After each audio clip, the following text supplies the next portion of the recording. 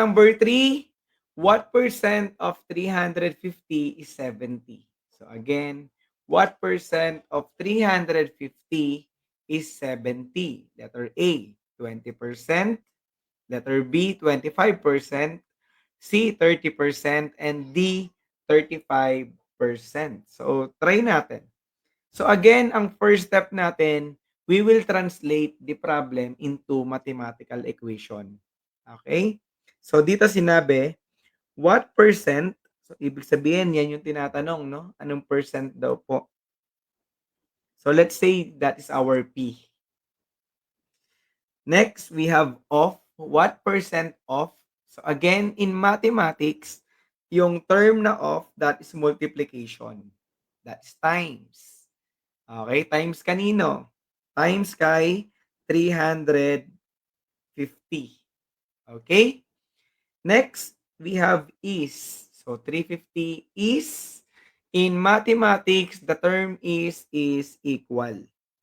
Every time na may mababasa kayong is, that is equal. Okay? Equal tayo kanino? We have 70. So here guys, makikita nyo na yung ating working equation. We have P times 350 equals 70. Okay? So ngayon, paano mo isa-solve yung P? Solving for unknown. Ito yung unknown natin, yung P. So kailangan tanggalin niyo yung times 350. So paano niyo tatanggalin yun? So syempre, by dividing both sides by 350, so maka-cancel na yan. 'Di ba? Cancel na natin yan. So may iwan sa left side, we have P equals 70 over 350. Okay? So ngayon, paano ba tayo mag-divide ng 70, mas maliit yung numerator, divided by 350? So try natin. 70 divided by 350. So dito guys, ang gagawin nyo lang, so divide natin kung kaya, di ba? So 70 divided by 350, hindi yan kaya. So 0. Okay? Then 0 times 350, 0, bring down 70. So anong gagawin natin? Hindi kasya yung, hindi natin ma-divide yung 70 by 350. So ang gagawin nyo, mag-a-add kayo ng 0. Tama? Pag nag-add kayo ng 0 dito sa may loob ng ating division, maglalagay kayo ng point. So lagyan niyo ng 0 yan. So kung may point dyan, may point din dito. So bring down.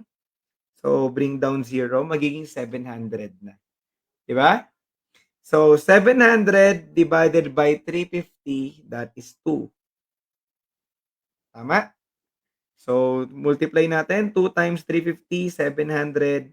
Then kung ima-minus yan, wala tayong remainder. So anong sagot natin? 70 divided by 350 is 0.2. But the problem is, percent yung hinahanap. Ibig sabihin, we need to translate this decimal into percentage. Paano natin translate yon? Just move the decimal places 2 times going to the right, no? Sa right side. 1, 2. So mag-add tayo ng 0. So that is 20. Then put percentage. Nakuha ba? So ang sagot natin is 20% and that is letter A. Okay? Nasundan ba guys? Nasundan ba?